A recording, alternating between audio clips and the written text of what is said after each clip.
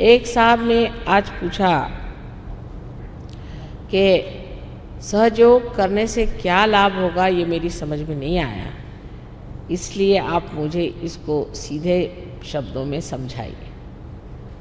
तो मैंने कहा सारा रामायण कह दिया, लेकिन अब तुम जानना चाहते हो तो एक सर्वसाधारण तुलना से, एनालॉजी से आपको मैं समझाती हूँ। जैसे कि एक मोटर कार है, ऐसा ही हमारा जीवन है समझ लीजिए, और परमात्मा ने हमें ये जीवन दे दिया। इस कार में एक एक्सेलरेटर है और एक ब्रेक है। अभी हमें मोटर चलाना नहीं आता, तो हम एक तरफ ब्रेक दबा देते हैं तो गाड़ी एकदम ही रुक जाती है, एक्सेलरेटर दबाते हैं तो न जाने किस गड्ढे में पहुंच जाती है। तो धीरे धीरे हम सीखने लगते हैं किस तरह से हम संतुलन इसका साध लें, और उस संतुलन में हम जान लें कि मोटर चलाना क्या चीज़ है। जिस वक्त ये संतुलन एकदम सज जाता है और आपके अंदर स्वयं ही इसका पूर्ण विश्वास हो जाता है, उस वक्त हम कहते हैं कि हम ड्राइवर हो गए। अब अनजाने भी आप चला रहे हैं, आपका चित्त भी कहीं और हो तो भी आप ठीक से गाड़ी हाँकते हैं, फ़ौरन आप ब्रेक लगा लेते हैं, फ़ौरन आप एक्सेलरेटर दबा देते हैं। इसमें आपको अपने पर प्रश्न करना नहीं पड़ता, बिल्कुल सोचे समझे ही आप गाड़ी चला सकते हैं।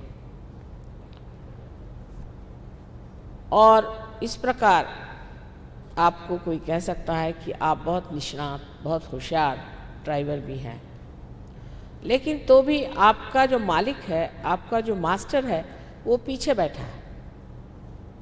वो बीच बीच में आपसे कहता भाई धीरे चलाओ, ज़्यादा चलाओ, ये करो वो करो, लेकिन आप इस जीवन के अभी तक मालिक नहीं हुए। ये जीवन जो कि आपने सीख लिया है चलाना, हो सकता है कोई आदमी आपको ज़्यादा रुपया दे तो आप इसे छोड़ के वहाँ चले जाएं, या आप किसी गलतफहमी में पड़ जाएं, या आपको ये लगे कि अगर मैं मालिक ही नहीं हूँ तो इस गाड़ी को क्यों चलाऊं, मैं क्यों न मालिक हो जाऊँ। जब ये इच्छा आपके अंदर आ गई तब समझना चाहिए आप में महालक्ष्मी तत्व की जागृति हो गई, तब आप खोजने लगे, तब आप इस प्रयत्न में हैं कि क्या बात है कि मैं इस जीवन का मालिक नहीं हूँ। संतुलन में आप आ गए जब आप धर्म से चल रहे थे, धार्मिक हैं आप, धर्म से रह रहे हैं, संतुलन में चल रहे हैं, लेकिन तो भी अभी आप मालिक नहीं हैं अपने जीवन के। सहयोग से जब कुंडलिनी जागृत हो जाती है और ब्रह्मरंध्र को छेद देती है, तो आपके अंदर बसी हुई आत्मा आप में प्रकटित होती है और अब आप अपने जीवन के मालिक हो जाते हैं। और ये मालिक अंदर बैठा हुआ अपने अंदर जो ड्राइवर है और एक्सेलरेटर है और ब्रेक है, तीनों को देखता और देखता मात्र है और सब चीज़ चल पड़ती। ये मालिक होना ही सहयोगी होना है।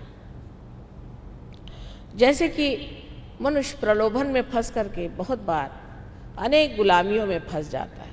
किसी को किसी चीज़ का प्रलोभन है, उसे पसंद नहीं है, वो चाहता नहीं कि उस प्रलोभन में फंसे, वो चाहता नहीं कि गलत काम करे, उसको नफरत है इन चीज़ों से, लेकिन तो भी उसमें ताकत नहीं है कि वो इसको काबू कर ले। बहुत सी बातें वो कहना नहीं चाहता है, लेकिन हठात उसके मुख से निकल आती और उसे बड़ा पश्चाताप होता है कि मैंने ऐसी बात क्यों कही थी। उसका अपने